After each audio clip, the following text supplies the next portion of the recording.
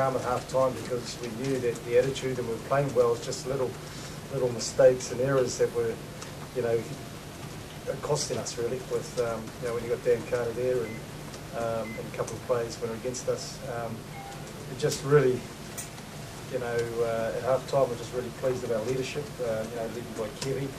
I mentioned it pre-season. In the third year, having the amount of leaders out there. It was fantastic, and we just altered our game slightly in the second half and decided to go through the middle a bit more, and we got some dividend, and the momentum sort of changed for us, which was good, and we knew if we were patient and started our first 10 minutes well, then we could claw our way back. The bottom line, we got the front row. I heard that they broke a New Zealand record for the most first-class games, 709 games together. Woodcock, Mealamu, and Afoa, the last three front rows to do that was Dowd, Fitzpatrick, and Brown for the Blues. So great night for these three and for our captains. What did you say last time? Maybe they seem to come out with a lot more fire and a lot more purpose in the second half? Well, I think we had fire and purpose from the start. I think the real thing was just little errors, and in this sort of game is very similar to a test match. They can be costly for you, and we didn't take our chances early. There was a couple of times where just the last pass or turned over, and then we made a couple of mistakes and they punished us. And so at half time was about being calm, just real clarity on the roll. We decided to just change the focus a little bit, and by taking it up the middle a bit more, we'd keep hold of position. And if we knew that, we knew if we could keep hold of the ball, we'll be able to apply a lot more pressure on them, and it's certainly fatal for us. Yeah, I mean, the pleasing thing again is there's no major injuries. I think just niggles, and just talking to some of the Crusader boys and seeing our boys in the change room, it was a tough start. It's a fast track and a lot of commitment, bodies flowing. So there's a few sore bodies tonight, and obviously the medical staff now going overtime because we're on the plane at 1 o'clock tomorrow. So I think hopefully pretty confident that everyone will be fit and available to go. I think just we'll come into the season, everyone knows it's a big year, so everyone's in good shape, just ready to take an opportunity. I think the pre-season went really well for us.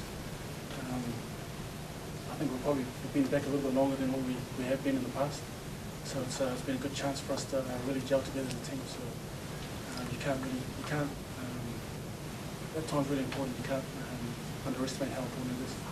Kevy, how important was it for you in the second half while you were trying to come back from deficit to keep your composure, not to kind of, I think we've seen Blues teams in the past kind of panic a little bit from behind.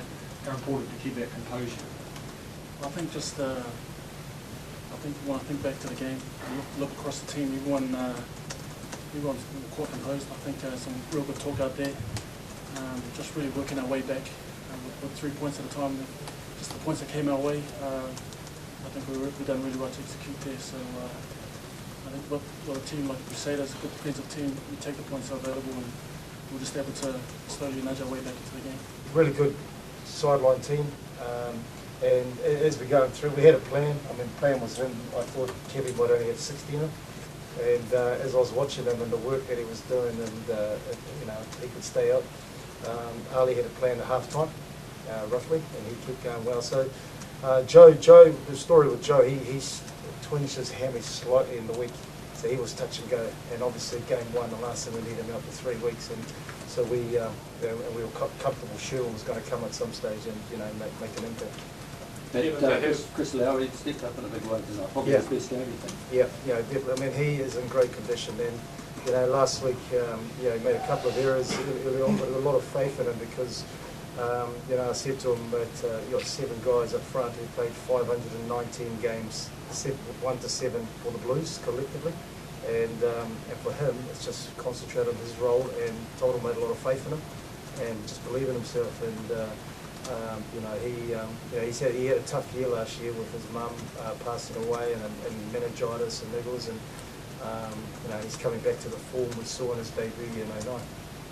Speaking of heart attacks, what went through your mind when Stephen Brett opted to kick with a 3 or 4 man overlay? And of course I asked, and a call came. So I'm just working out who made the call. So, Not me. because I was sort of sure and I asked him, did you call it? Because no, I wanted it. But yeah, he knew. But if there was a call, then again, that's a learn. As long as we learn from that.